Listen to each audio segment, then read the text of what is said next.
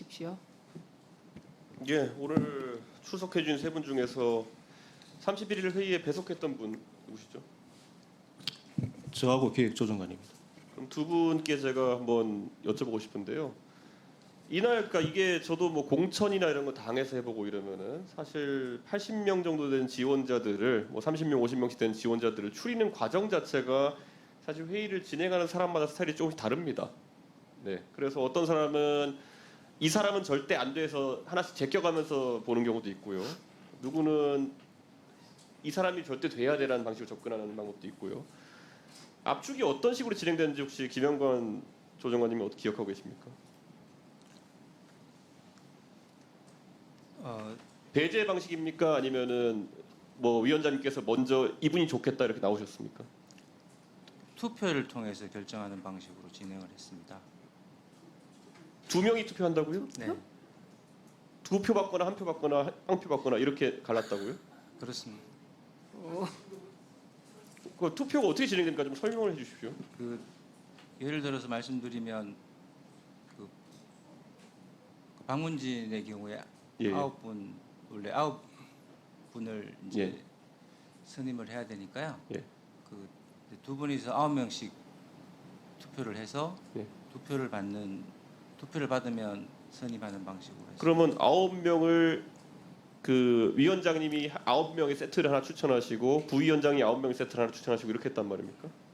그러니까 전체 대상자가 있는 용지에서 예. 그 투표를 하는 방식으로 그렇게 했습니다. 그러면은 두 분이 각각 9명씩 골랐다는 얘기잖아요. 그렇습니다. 그러면 그 9명이 일치했습니까? 아니면 불일치가 있었습니까? 그러니까 일치하는 경우도 있고, 그러니까 일치하는 경우에 이제 투표를 받는 거니까요. 아니 전반적으로 저는 이거를 기업에서 이런 식으로 사람을 뽑는 경우가 있을까요? 저는 이렇게 해서 9명씩 교차해서 제가 공천대 보고 미스코리아 심사대 보고 다 해봤는데 이건 처음입니다. 제가 봤을 때는.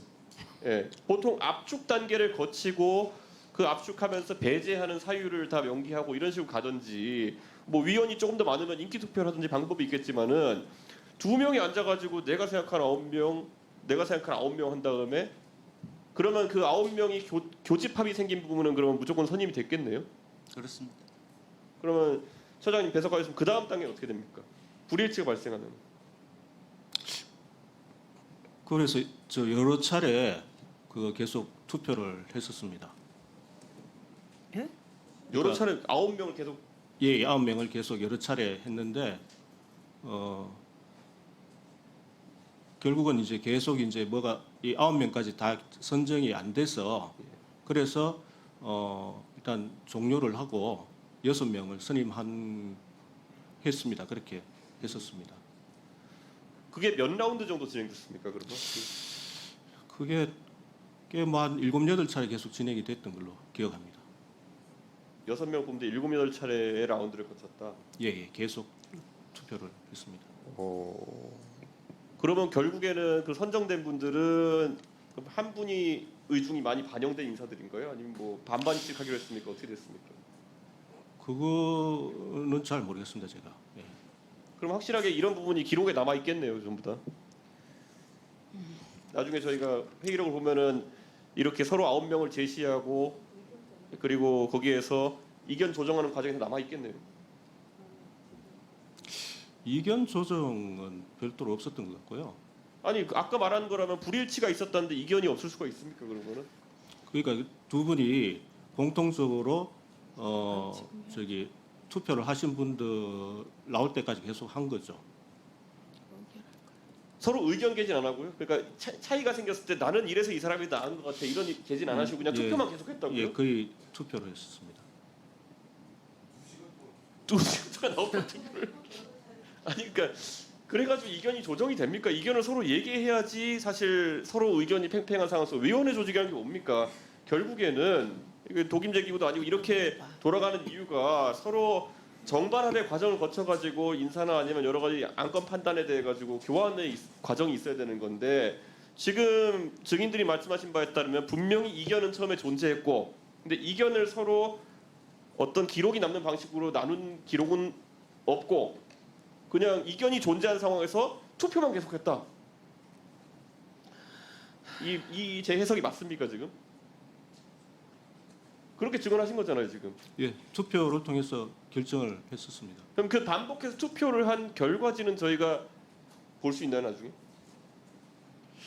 그게 이게 무슨 뭐 둘이 어디 투표함에 넣고 개봉하고 이런 게 아니라 그냥 서로 공유해가면서 나는 이 사람들 너는 이 사람들 이렇게 했을 거 아닙니까?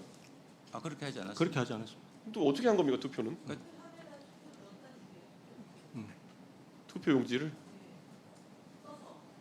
아 근데 예전에도 그렇게 뭐 한 적이 있었던 거 아닌가 모르겠습니다.